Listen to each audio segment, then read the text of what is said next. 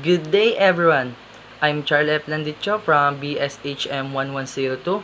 So I'm here to present my video presentation about eliminating hazard or risk in a hospitality industry.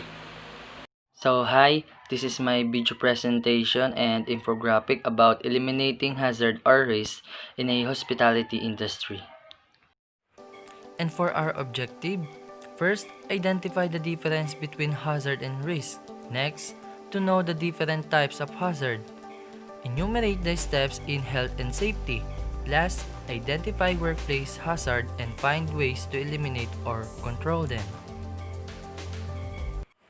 So let's go to the types of hazard. The first one, we have physical hazard, is an agent, factor, or circumstances that can cause harm with contact. They can be classified as a type of occupational hazard or environmental hazard. So the next one, we have chemical hazard, is a type of occupational hazard caused by exposure to chemicals in a workplace. For the third one, we have biological hazard or biohazard. It is a biological substance that poses a threat to the health of living organisms, primarily humans. And for the last one, we have the psychosocial hazard or work stressor, any occupational hazard that can affect the psychological and physical well-being of workers, including their ability to participate in a work environment and other people. So, we will proceed to the 7 steps to health and safety. The following 7 steps will help you to improve health and safety in your workplace. Number 1. Control hazard and develop a safety plan. You must identify hazard in your workplace and take steps to eliminate or minimize them. Develop a safety plan. Tell your workers what you will do to ensure their safety and what you expect from them. Make sure your workers have access to first aid kit. So, number 2, inspect your workplace. Regularly check all equipments and tools to ensure that they are maintained and safe to use. Also check storage areas and review safe work procedures. For number 3, train your workers. Take the time to train every workers. Tell them and show them how to do specific tasks.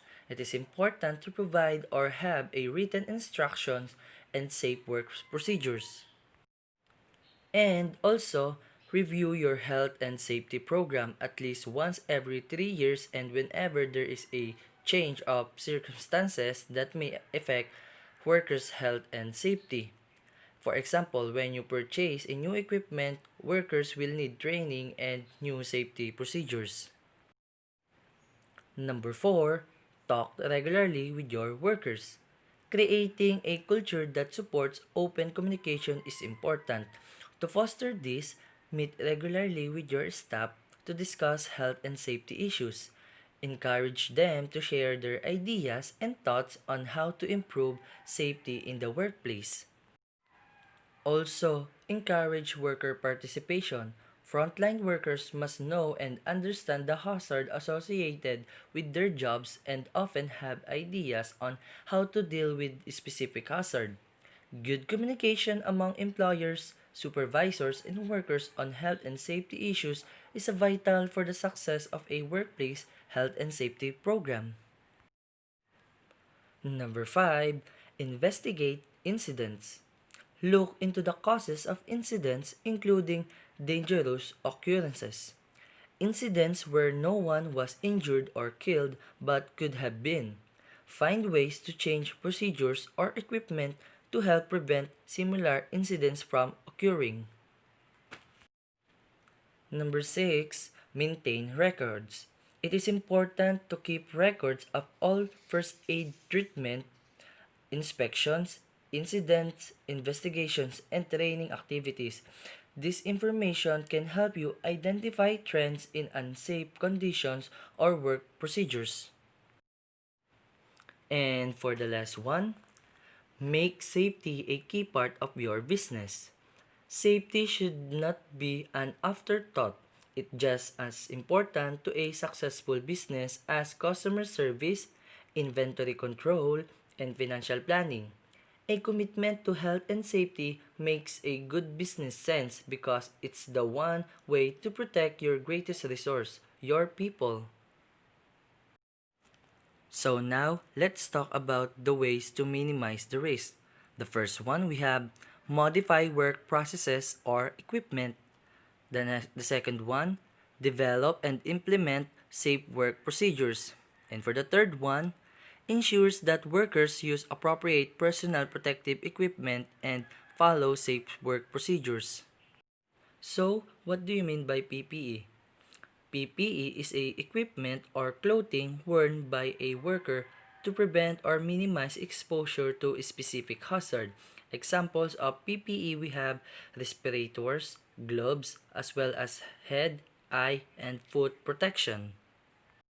Also, PPE should be your last line of defense. Before considering PPE, eliminate or minimize the risk using other means.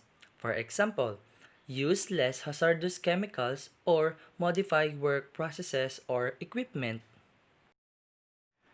So, next one, identify workplace hazard and find ways to eliminate or control them. So, you can prevent most workplace injuries and illnesses if you identify workplace hazard and eliminate or minimize the risk from them. So, here are the some common hazards that may occur in a hospitality industry and also how to reduce the risk associated with these hazards. So, the first one, overexertion. More than one quarter of overexertion incidents in hotels and motels result from moving fixtures and furniture. So, to prevent it, use the following safe lifting techniques. First, place your feet apart from good balance. Bend your knees. Keep the load close to the center of your body. Use smooth and gradual motions. Avoid twisting your back. So, the next hazard we have burns. About 14% of incidents in restaurants results in burns and scalds. The most common causes are spilling or splashing of hot liquids and contact with hot surfaces. So, to avoid it, reduce the risk of burns and scalds by the following these guidelines. First, dry items thoroughly before using them with hot oil. Next, lower food and utensils slowly into hot oil. Make sure the handles of pots and pans do not stick out of from counters or stoves. Use oven mitts or dry clothes when handling hot object. And the last one, open lids away from you to allow steam to escape. So the next one we have unguarded machinery. Common equipment such as mixers, meat slicers, general maintenance equipment, and electrical tools can cause serious injury. Guarding, if used properly, can protect workers from serious cuts, crushing injuries, fractures, and amputations. So, for prevention, reduce the risk of injury by following these guidelines. Make sure all guards are in the place before using equipment. Second, check manufacturer's instruction for safe use. And for the last one, retrofit older equipment with guards whenever possible. The next hazard we have, slippery floors. Slippery surfaces are one of the major causes of slip and falls in the hospitality industry. To prevent it, first, use non-slip footwear. Keep floor free of water and grease. Clean floors regularly. Clean up spills immediately. Post warning signs around spills or wet floors. Install non-slip telling or other non-slip floor products. Use rubber mats in areas where the floors are constantly wet. Last, use slip resistance waxes to polish and treat floors. So, the next hazard we have, cuts. Knives are involved in many incidents in the hospitality industry, especially among chefs and cooks. Injuries range from minor cuts to loss of fingers. So how to prevent it? Use a flat surface or cutting board. Use the light knife for the job and make sure it is sharp. Hold the knife securely with your stronger hand. Curl the fingers of your other hand over the object to be cut. Cut away from your body when cutting, trimming, or deboning. Wear protective equipment such as out resistance gloves if necessary. So the next one is sprains and strains.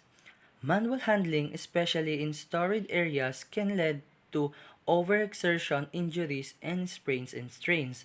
So, to avoid it, stock items so they are stable. Organize storage areas by weight with heavier items between knee and chest level to minimize lifting. Use a ladder or step tool to reach items on higher shelves. Keep the floors of cold storage areas free of ice buildup. Use safe lifting techniques. Use dollies whenever possible. If an item is too heavy, ask for help. Next one, cleaning. Workers during cleaning bathrooms may come across body fluids such as blood, vomit, or feces. To prevent it, reduce risk exposure by the following these guidelines. First, use personal protective equipment such as disposable waterproof gloves. Use disposable towels to clean up all visible materials. Discard towels in a waterproof garbage bag. Disinfect the area with a diluted bleach solution. Don't compress garbage or reach into garbage containers with bare hands. And last, don't hold garbage against your body during handling. And for the last one, chemical exposures. Many chemicals used in workplaces may cause irritation or even serious injury or disease. So to prevent it, reduce the risk of exposure by the following these guidelines. First, when handling chemicals, use personal protective equipment as recommended by the manufacturers and required by the employer. Read the labels and the safe data sheets that accompany chemicals. Follow safe works procedures.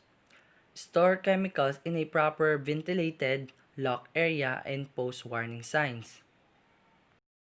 So that are the examples of common hazard and how to prevent or eliminate it. So that's the end of my presentation. I hope that you understand and you learn a lot. Have a nice day. Goodbye. Thank you for your watching.